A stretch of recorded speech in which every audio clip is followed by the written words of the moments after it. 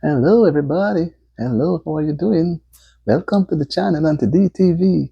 Now we're going to be talking a little about Canada, the great Canada, right?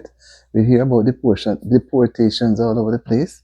Now Canada is closing.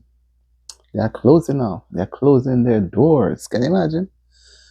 They are closing their doors to foreign workers.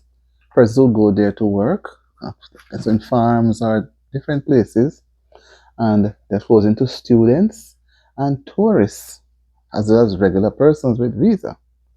So you want to visit as a tourist, they are not too keen anymore because what? They have been experiencing a downward rate of denials.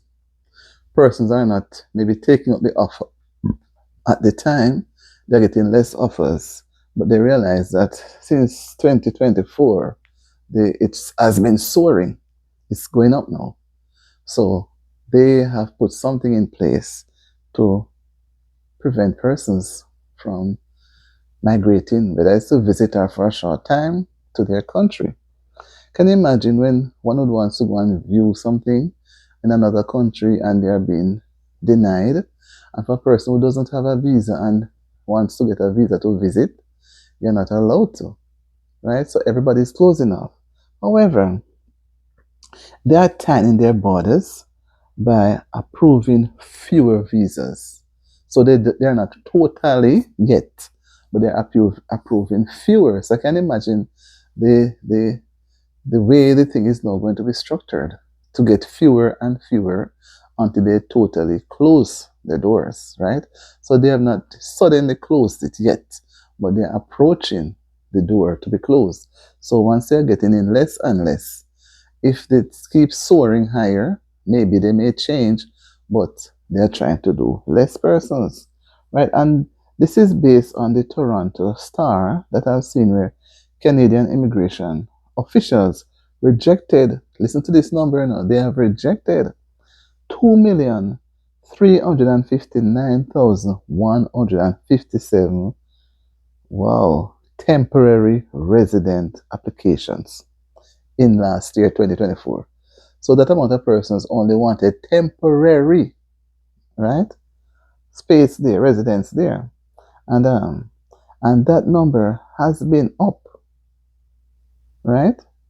The official rejected those number, temporary residents, and the number has climbed now since 2023 by 1,846,180 rejections alone in 2023. So if they had not rejected those numbers, they would have been maybe too far over the population rate that they would have wanted to have, right? So they have developed this technique now to reject. So you can imagine you're going to apply and you're being told that you're denied the visa, right? And the data now reveals that 52%, see, let me make sure 52% of study permit applications were denied. So maybe in persons go there to study, they are not staying so as to help to develop, they are moving elsewhere. So maybe that could be one of the reasons too why they are observing, because if they're going to be training you and you're not staying in the country to help with the development, then they're going to see it as a brain drain. So maybe that's one of the reasons. But at the same time, 22% of working permit, right, requested were rejected. That's almost quarter, almost a quarter. And a slight decrease from 23% in 2023. So the changes has been coming about since 2023, right?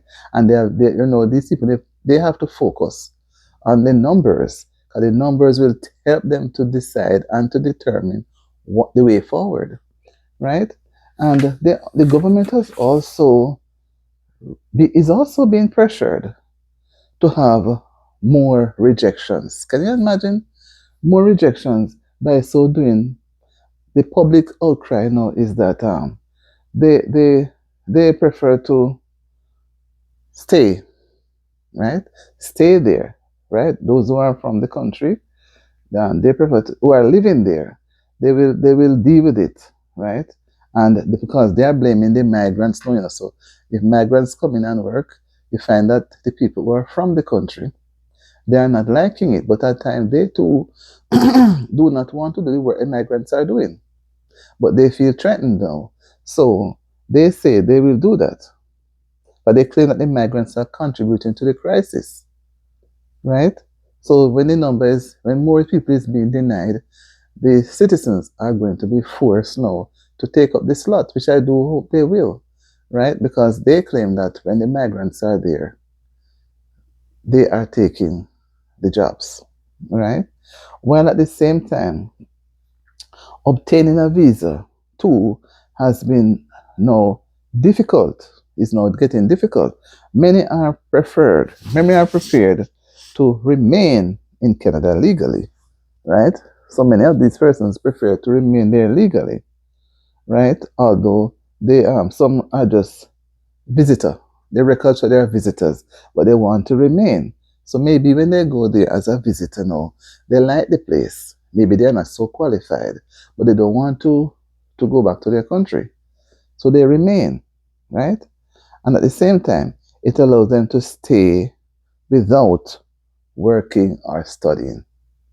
Canada allows that, right? Without they allow them to stay, and then now they are there. I think they should take up on the offer to either work or study, do something to help the place. But they have a choice now after they allow them to stay. They need a studying or working. So how is development going to take place? They're going to have a problem, right? While some of the applications for use record for visa records increase, student visa has been decreasing. So you see, nobody wants to go and study. Person just want to go and work in whatever field they can get to work, which is not healthy for the country. They want you to go and study so you can go back into the economy and help to boost the economy. But people just want to go and just do a job, maybe some odd jobs, and that's enough. People doesn't want to move up in terms of benefiting themselves a little further.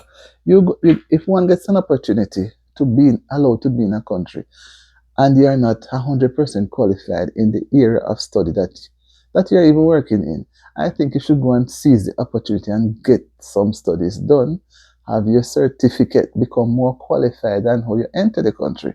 Thereby you can deliver more, you can give back more to the country, right? And sometimes you'll be surprised the positions that do come up when you are qualified, how much you are able to take those positions, apply for those positions. But just being there, settling for the little bit that you're able to get and you're comfortable is not good towards the economy.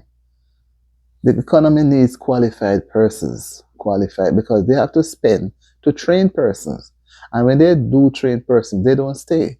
And those who are not maybe trainable, let me say trainable, they want to remain and do maybe some ordinary jobs.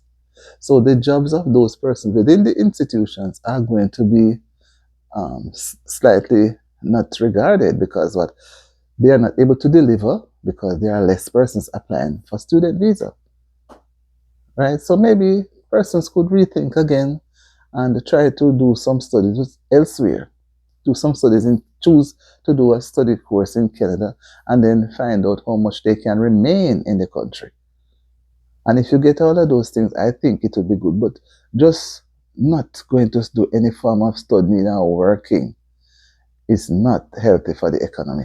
Yes, guys, we're going to, another time we'll go some more into the same very thing here. Every country wants what's good for them. And we can go to their country with what we think is good for us. What we think is good for us may not be good for them. So we have to improve on our educational standards so we can lift the economy and lift the country above the bar. Catch you in my next video. Remember to like, share, and subscribe to Auntie D TV. And remember, put on your notification and put it on all so that you can get all my videos when I put them out. See you around again. Bye.